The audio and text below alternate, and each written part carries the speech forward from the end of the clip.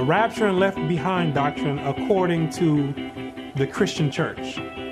One day Christ is going to come back and he's going to crack the atmosphere and he's going to gather and beam up all believers. The Christian church, everyone's going to get beamed up. And then there's going to be a massive amount of people that are left behind, because the ones that are left behind are the ones that didn't believe. And then the ones that are left behind, that's when the Antichrist is going to come on the scene. And the ones that are left behind, they're going to go through a 7-year tribulation period where they have 7 years of all trouble and turmoil. But when the believers got beamed up, that day is going to be a chaotic day, because there's going to be planes falling down on earth because the pilot got beamed up. There's going to be cars crashing all over the place. It's going to be chaotic because all these people are getting beamed up everywhere. And nobody's going to know what's going on. They're going to be confused. Then during the 7-year tribulation period, when the Antichrist is on the scene, you're going to have 7 years to either believe or you're going to have to accept the mark of the beast.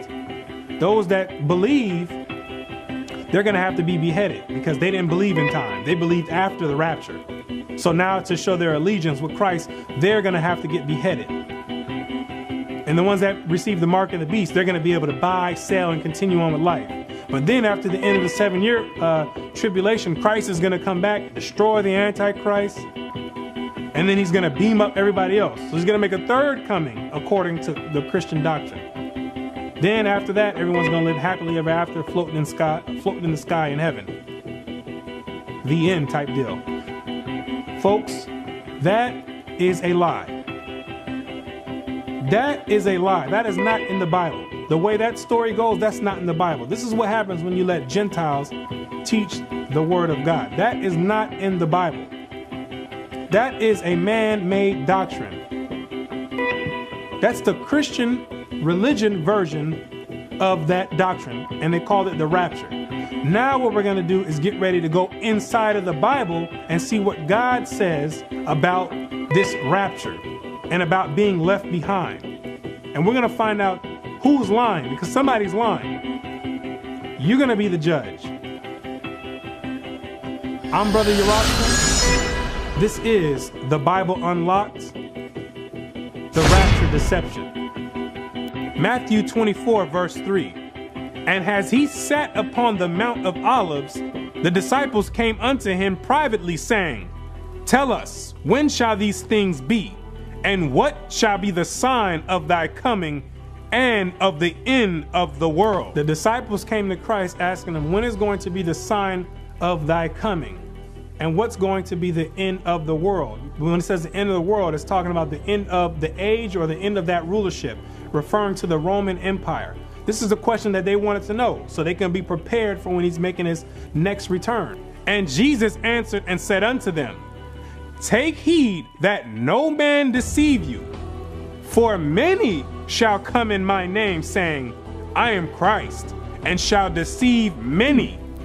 This is the first thing he told the disciples, is that you need to take heed that nobody comes to deceive you.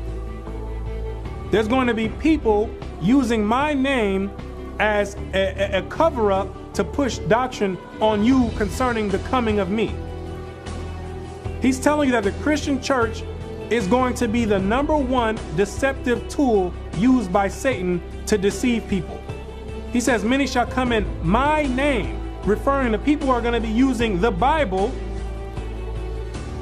to push a false doctrine on people. So you need to take that into consideration as we go into this lesson. Keep that in mind.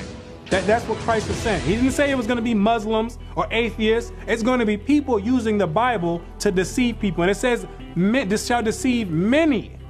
This ain't talking about a few Israelites returning in the last days with the correct doctrine. This is talking about somebody who has a large scale of viewers to deceive, a large platform to deceive many people. It's referring to Christianity. See, Christianity is still waiting for this person to come, to these people to come to deceive many. You're going to be waiting for a long time because you don't realize that it's talking about you. But of that day and hour knoweth no man, no, not the angels of heaven, but my Father only. Christ says nobody knows when he's going to return. He don't know himself. The angels don't know. Only the Father in heaven knows the exact day and time that he's going to send forth the Son. But as the days of Noah were, so shall also the coming of the Son of Man be. Keep this in mind. He's giving an analogy right now. He says the same way it happened during the time of Noah is the same exact way it's going to happen when he returns. Watch. For as in the days that were before the flood, they were eating and drinking, marrying and giving in marriage. They were doing everything that they do on a normal day basis. Living life as if life was going to continue forever, when Noah was out there telling people to get prepared, that the flood is going to get ready to come. Everybody just, they shunned them, and then they continued living life, marrying, drinking, getting drunk, partying. You know, the same thing that we see going on today. Like, as if the world is going to continue going on like this forever. That's what they were doing back then. That's what they're doing today. Nothing has changed. Until the day that Noah entered into the ark, and knew not until the flood came and took them all away, so shall also the coming of the Son of Man be.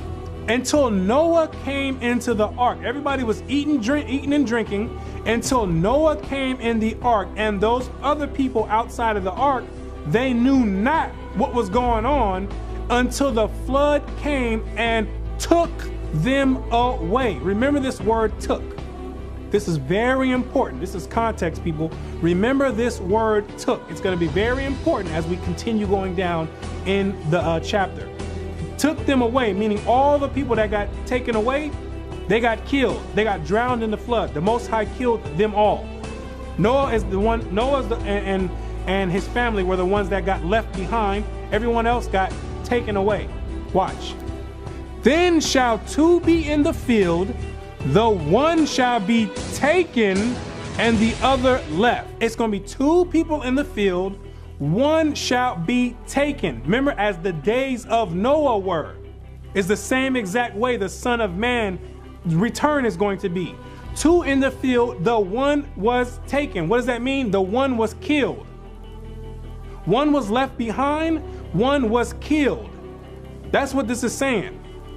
It's not saying that he got beamed up into the sky. It's saying the same exact way as the days of Noah were. He got killed, the one who was taken. Two women shall be grinding at the mill, the one shall be taken and the other left. And it's two women grinding at the mill. One was taken, as in the days of Noah were, meaning she got killed, and the other one was left behind. You see how you've been deceived into thinking that it's a good thing to be taken? Taken means you got killed. You don't want to be taken. There's no rapture going on before the destruction comes. The one who got taken is the one who got killed. He's the one who got caught in the judgment of God. Remember, they were marrying, drinking in the days of Noah, and it's going to be the same exact way. They got caught, so that means they got caught. Christ said he's returning as a thief in the night. These people got caught in sin, and they were taken. You have to understand that this is how crazy religion is. This is how hypnotizing religion can be. If this verse were in another history book and it was written in this context, people would be able to understand this thing clearly. Clearly, they would be understand, okay, taken means that they got killed. That's a negative thing. But when it comes, just because it's in the Bible, people's mind cannot perceive it, because you've been pushed a rapture doctrine on you for so long, you can't understand something as simple as this. One word changed everyone's perception of this whole thing. They made you believe that being taken was a good thing. They made you believe that being taken somehow equated to being beamed up in the sky. This has nothing to do with that at all. You were taken, that means you were killed. So now we're going to go into the Apocrypha, which is books that are part of the Old Testament that were removed by the Christian church between the 17th and the 18th century. They removed these books because with these books in there, it expounds on a lot of the doctrines, and they go contrary to what people teach in Christianity today. It expounds on the left behind and what it means to be taken. It expounds on that. It shows you where Christ is quoting from. This book is part of the Bible. The King James Version 1611 is part of the original Bible that the Christian church thought that it was meat to take out, because they cannot push a left behind doctrine and a rapture doctrine with these books in there. So they decided to remove them. 2 Ezra chapter 13 verse 15. Show me now yet the interpretation of this dream. Ezra is having a dream, a prophetic dream. Prior in the chapter, he's seeing the coming of Christ. He's seeing the return of Christ. So now he wants to know, what is the interpretation and the meaning of this dream? This is referring to Christ's coming. For as I conceive in mine understanding, woe unto them that shall be left in those days. So he says, the way I understand it, the way I can conceive in my understanding, he says, woe unto them that are left in those days. The word woe means destruction. He said it's gonna be some destruction to those that are left in those days. And much more woe unto them that are not left behind. But it's much more destruction to those that were taken, those that were killed, those that were not left. He says it's a much more destruction, because the people that are left behind, it's still going to be some troubles. It's going to be troubles and it's going to be tribulation. But it's much more woe and destruction for those that did not make it, those that got caught up in the judgment of God. You have a bigger penalty to pay if you got taken. For they that were not left were in heaviness. Because after the 1,000-year reign of Christ, these people have to get resurrected again, and you have to be judged by the Most High himself. You have to stand and meet the Most High himself. The ones who are left behind and make it through the tribulation, they get to reign with Christ 1,000 years. And the second death, or the lake of fire, they don't have to, they're not in jeopardy of getting that lake of fire. But the ones who were taken, you are in jeopardy of getting the lake of fire, because you have to do the final judgment. You have to go through that. It tells you about that in the book of Revelations 20, that the dead and everyone else that was left has to be risen. Some gonna be to everlasting life, and some to everlasting damnation. Now you're in jeopardy of that. So you don't want to be the one that's taken. Now understand the things that are laid up in the latter days, which shall happen unto them and to those that are left behind. Therefore are they come into great perils and many necessities, like as these dreams declare. The word peril means imminent danger, because it is going to be danger, for the ones that are left behind. It is going to be danger. It's going to be a survival zone. Yet it is easier for him that is in danger to come into these things than to pass away as a cloud out of the world, and not to see these things that happen in the last days. Ezra is saying you're not getting lifted up in no cloud. You're not getting taken away in no cloud. He says you are going to see the things that happen in the last days. There's no way out of it. Whether you left behind or taken, you are going to see the destruction that happens. There's no way out of it. You're not getting beamed up into no cloud. You're not going to escape it. You are going to see it. And he answered unto me and said, the interpretation of the vision shall I show thee, and I will open unto thee the things that thou hast required. Whereas thou hast spoken of them that are left behind, this is the interpretation. He that shall endure the peril in that time have kept himself. This is the same exact thing when Christ says in Matthew 24, he that shall endure into the end. He that makes it into the end, that's the one that's going to be saved. But this is the person who has been keeping the commandments. He has kept himself from the wickedness of the world. This is the one who's left behind, who has made it through the tribulation. He's made it. He wasn't involved in the wickedness. He wasn't taken by the flood.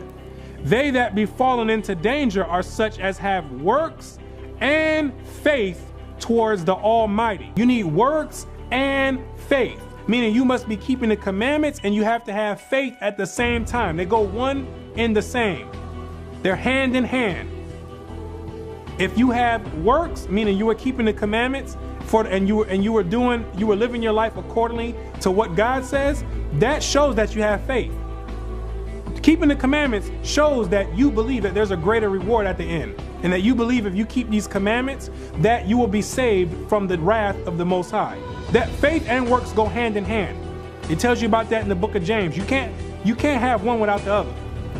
Know this therefore, that they which be left behind are more blessed than they that be dead. I need to read this again. Know this therefore, that they which be left behind are more blessed than they that be dead. It says that they that are left behind, and contrary to what the Christian church teaches, are more blessed than they that be dead, showing you that the ones that were taken got killed. The Most High God killed you. You were taken in his wrath. You were taken by the plagues. You were taken by the flood, as in the days of Noah. You were taken in sin. You got caught as a thief in the night. You weren't on watch. You were not on guard. There's no rapture being beamed up into the sky. You're not being beamed up into the sky. You're gonna see the judgment, whether you want to or whether you don't want to. This is the meaning of the vision. Whereas thou sawest a man coming up from the midst of the sea, the same is he whom God the highest hath kept a great season. This is talking about Christ. This is talking about the Son of God. Now he's showing him the interpretation of the dream. Now he's saying that you're seeing the Son of God, the one who the Most High has reserved for a season, which by his own self shall deliver his creature, and he shall order them that are left behind. Now Christ is going to gather everyone else that is left behind. The ones that did not get killed and taken. Christ is going to order them and gather them together. He that shall endure to the end, the same shall be saved. This is a marathon. It's not a quick race. You have to last till the end. This is survival right here. This is survival. You're not trying to be taken away. So Christ is going to gather you at the end. Now this goes right hand in hand with one of the main verses that Christians twist to say that they're going to get raptured up into the sky before the destruction happens. For the Lord himself shall descend from heaven with a shout, with the voice of the archangel, and with the trump of God, and the dead in Christ shall rise first. Then we which are alive and remain shall be caught up together with them in the clouds to meet the Lord in the air.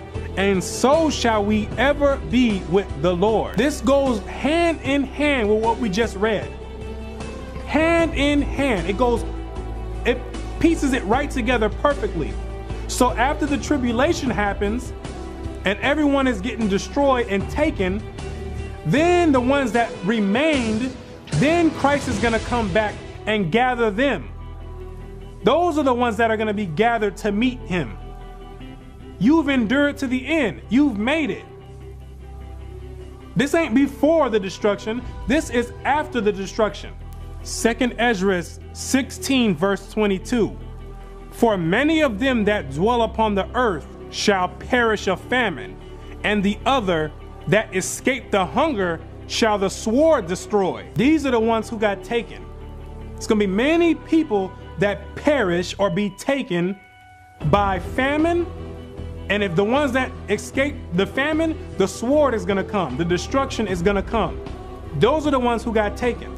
And the dead shall be cast out as dung, and there shall be no man to comfort them, for the earth shall be wasted, and the cities shall be cast down. There shall be no man left to till the earth and to sow it. There's going to be so many people that's dead. Nobody's going to be turning over the tilling the ground, planting seeds in there, growing crops.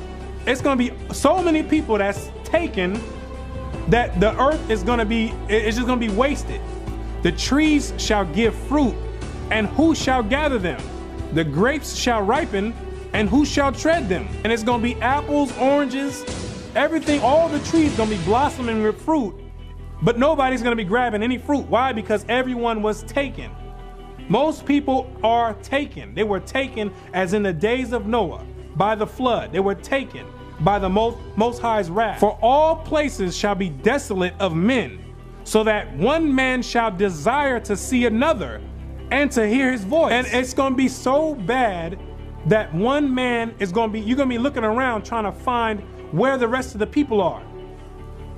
You're gonna wish that you can hear somebody's voice. You wanna see another human. Where's everybody at? All the people were taken, they were all destroyed. You're gonna be seeing dead bodies all over the floor. You're gonna be trying to, where's one live human being at? Where are they at? I need to look for these people. Where are they at? For of a city there shall be 10 left, and 2 of the field, which shall hide themselves in the thick groves and in the clefts of the rocks. That's what's going to happen. So when in Matthew 24, when it says 2 in the field, 1 was taken, the other one was left, the one that was left, now it's survival time. It's survival time now. Now you're gonna be running around. It's gonna be 10 people left in a city. Imagine that. 10 people left in a city. Everybody else was taken, killed. And now you're looking around like, where is everyone at? Can I find one live person? You're gonna be hiding yourself in other places from the destruction and the wrath that God has let loose. The last plague that he has let loose.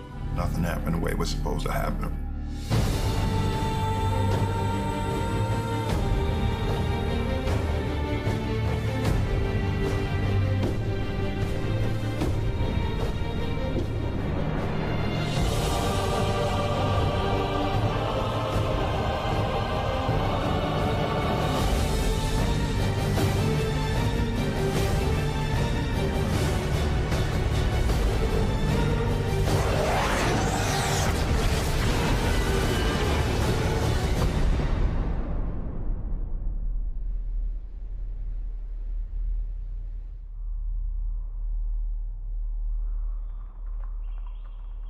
Day 1001. My name is Robert Neville. I am a survivor living in New York City.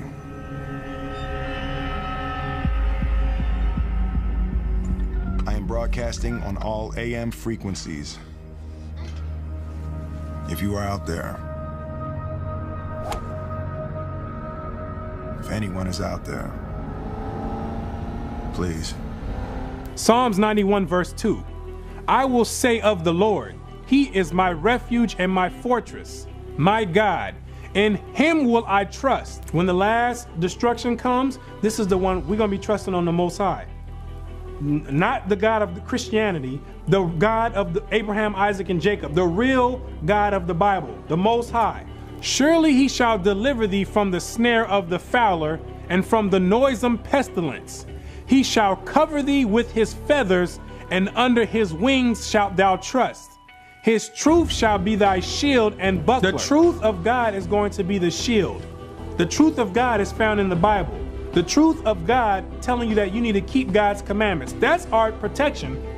It don't matter how far down in earth you dig to try to hide yourself. There's no way to escape the day of the Lord. There's no way to escape it. There's no way to escape it. The only way you can escape it is if you keep God's commandments. That's it. That's why he says the truth shall be the shield and buckler. We're not going to be able to, there's no weapons that's going to be able to protect you from God's wrath. Thou shalt not be afraid of the terror by night, nor for the arrow that flieth by day. The arrow that flieth by day is talking about missiles and nuclear destruction. That's what he's seeing. It looks like an arrow flying. He says we're not going to be worried about that because there's going to be destruction all over the place. Bombs flying here, missiles flying there, nuclear destruction everywhere. Nor for the pestilence that walketh in darkness, nor for the destruction that wasteth at noonday. 1,000 shall fall at thy side, and 10,000 at thy right hand, but it shall not come nigh thee. You're going to be looking at 1,000 people drop dead on the left hand, and you're going to be looking at 10,000 on the right hand drop dead. Remember in Ezra it says 10 shall be left in the city. This is how it's going to be 10 left in the city. Everybody's going to be taken and dropping dead. They're going to be killed because they are not going to be keeping God's commandments. They're going to be doing like the days of Noah, eating, drinking, marrying, as if life is going to continue on forever. Caught up in entertainment, caught up in all the things of society, the luxuries of this world, and not of the Most High. Caught up in religion and man-made philosophy.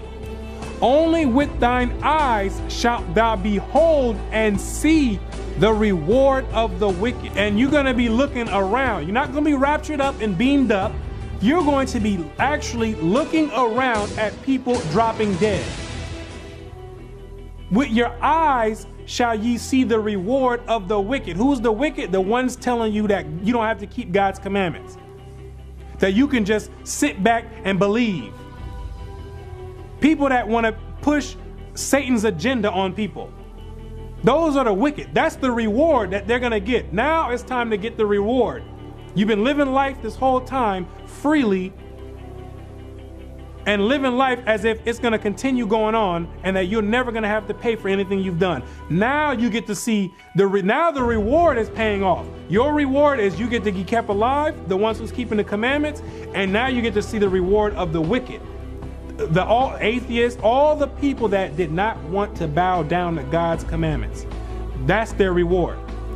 Because thou hast made the Lord, which is my refuge, even the Most High, thy habitation. There shall no evil befall thee, neither shall any plague come nigh thy dwelling. Because you made God your habitation, your dwelling place. You didn't make the riches of the world and philosophies. That wasn't what you had your mind on. You had your mind meditated on God's laws, like David says in the book of Psalms. He meditates day and night on God's laws, because that's what's going to be the salvation at the end. At least attempting to the best of your ability to keep God's laws. 2 Thessalonians 2 verse 10. And with all deceivableness of unrighteousness in them that perish, because they receive not the love of the truth, that they might be saved. What is God saying? The people who is going to perish are the ones who don't want to receive the love of the truth. They don't actually really want to know the truth. They want to believe what makes them feel comfortable. They care less about what the Bible says. They just want to believe what tingles their emotions inside.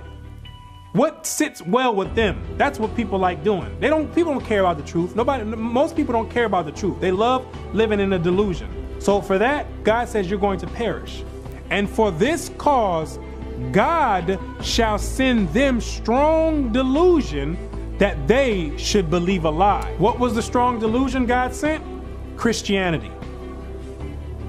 What was the strong delusion God sent? All you have to do is sit back and believe, and I'm going to be sitting on on the couch, don't have to keep none of God's laws. I'm going to sit back, and one day I'm just going to, because I believe, I'm just going to get beamed up before all the destruction happens to everyone else. Just because I sit down and I say I believe, I'm going to get beamed up. God says, because you want to believe that and you don't want to do what is right, he says, I'm going to send you the strong delusion. Not Satan, I'm going to send it to you. God sent the strong delusion, and he's going to say, I'm going to allow you to believe it. Even though the Bible that you say you believe in says something totally opposite, you prefer to believe a man and religion and philosophy and men's doctrine. Since you want to believe that, God says, I'm going to let you believe that, because at the end, it's going to be destruction. You're going to perish for believing that. God, he has a weeding out process. And this is part of the weeding out process. Believing doctrines like the rapture and Left Behind. All the movies that they have out there. People love to believe that thing versus going in the Bible and seeing what it says. People want to believe those type of mysticisms. So God has a weeding out process that's going to catch you at the end. And it's going to bite you. That they all might be damned who believe not the truth, but had pleasure in unrighteousness. Unrighteousness means sin. Sin means breaking God's laws in the Bible. They had pleasure in saying, God's laws are done away with. I can do whatever I want. I'm everything. I can do whatever I want. All I have to do is sit back and say, I believe. The devil believes. The demons believe. They all believe in Christ. They all know who he is. That don't mean anything just because you say, I believe. The devil believes. But since you want to believe that and want to have pleasure in unrighteousness, God has a plan for you. God has a plan for you. Like they always say in the Christian church, God has a plan for you. Yes, he has a plan for you. All right. Absolutely. You're right about that. And it ain't going to be good. Acts 14, verse 22, confirming the souls of the disciples and exhorting them to continue in the faith, and that we must through much tribulation enter into the kingdom of God. Christians don't want to hear this verse. They don't want to hear through much tribulation. This is part of the strong delusion of the rapture, saying that you're going to get raptured up prior to the tribulation. The Bible says clearly, through much tribulation shall we enter into the kingdom of God. Not through sitting back on your couch, eating potato chips, and then getting beamed up one day because all you do is believe.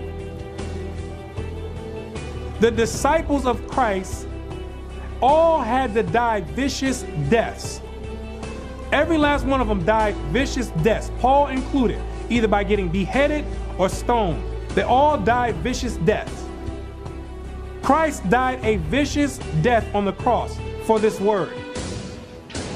He says that the servant is not above his master. If they persecuted me, they will persecute you. But y'all don't believe that. We know that already. You believe Christianity and doctrines of man and philosophy, that you're going to get raptured up prior. I bet you that the disciples wish they could have got raptured up before the tribulation, before they got put to death. You know how great that would have sounded to them, that they were going to get raptured up? They knew that that was nonsense. And the Bible says through much tribulation. I'm going to say it again, through much tribulation. That does not mean a few bumps here and there. That means you're going to have to go through some things in order to get into the kingdom of God. It's like anything else we see in life. Everything else you have to work for. You want a house? You need to work for it. You want a car? You need to work for it. You want an education? You got to work for it. You want a job? You got to work for it. Everything you do, you have to work for it. But somehow people lose that train of thought when they jump and delve into the Bible, and they think that everything else they have to work for makes sense. But for some reason, when it comes to God's kingdom, we don't have to do nothing for that. Just sit back, go to church on Sunday, and say we believe. That's part of the strong delusion. Christ warned you, many will come in his name and deceive many. And many people bear record of that prophecy has been fulfilled. Now, what's the objective behind pushing this rapture doctrine on millions or billions of people? The objective is to pacify people and keep people in a delusional state and keep people pacified so that they will not be worrying about any true issues going on. Because the way that the church pushes it is that, well, if we're still here and we're not raptured, then that means we don't have anything to worry about yet, because the church is not raptured yet.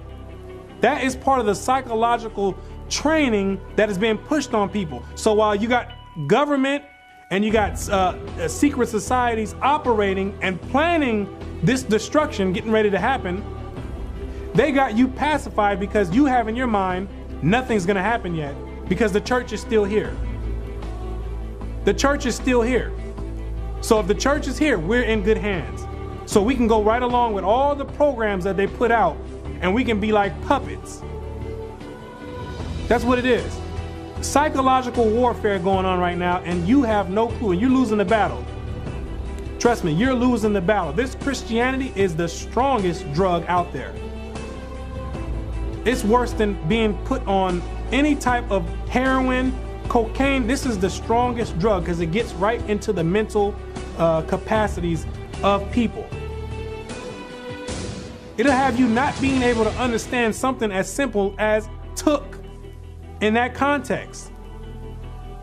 People can't understand it. And it's amazing how that happens. It's just amazing how the psychological training these people are capable of doing. Satan Man, I'm telling you, Satan, when it says he transforms himself into an angel of light, people have underestimated Satan for the longest time. When it says he deceived the whole world, this thing is absolutely true. And it's for simple things that people could easily catch if they were in a classroom environment. If they were in any other type of environment, people would be able to catch these things like it was nothing. They'd be able to read the context and say, okay, I know exactly what it's talking about. But because it's in religion and in the Bible, you got the smartest people in the world, people that are intelligent as far as other academia, can't even understand this. It's all psychological warfare, and it's psychology meant to have you pacified so you would believe in your mind that nothing matters because the church is still here. Take heed that no man deceives you, like Christ said. Ecclesiastes 12 verse 13. Let us hear the conclusion of the whole matter. Fear God and keep his commandments, for this is the whole duty of man. This is the conclusion of the whole matter, the whole lesson. This is still the conclusion. You have to fear God and keep his commandments, because the day of destruction is near. And if you don't want to keep his commandments, that's fine. You will be taken. You will get your rapture wish, but it's not going to be the rapture you think it is. It's going to be death and destruction, wrath and vengeance on those that hate God and keep not his commandments. That's what it's going to be. Let's find out one of these commandments are that you need in order to be left behind and endure to the end to be saved. Leviticus 19 verse 13. Thou shalt not defraud thy neighbor, neither rob him. The wages of him that is hired shall not abide with thee all night until the morning. So if you have a hired brother and you owe him money and you have the money, you need to give him his wages and don't be trying to keep it. Oh, I'll pay you next week, or I'll pay you next month. You need to give the man his wages so he can go on about his business. Don't be withholding your neighbor's wages. That's what this is saying. Is this law hard to keep? You see, I understand exactly why people have to die to death that don't want to keep God's commandments. This is something simple. This is a simple commandment that people don't want to follow. They say it's done away with. I see exactly why God has to bring wrath. And it makes perfect sense. So this is how you have to treat your neighbor. This is called love thy neighbor as thyself. You wouldn't want nobody else holding your wages after you done worked all day for them. Imagine at your job when they don't pay you on time. You don't like that. You don't want somebody a week late with your check. If you got the wages, pay your brother and keep it moving. With that, I'm Brother Yerushalayim. This is the Bible Unlocked. And until next time, I say shalom.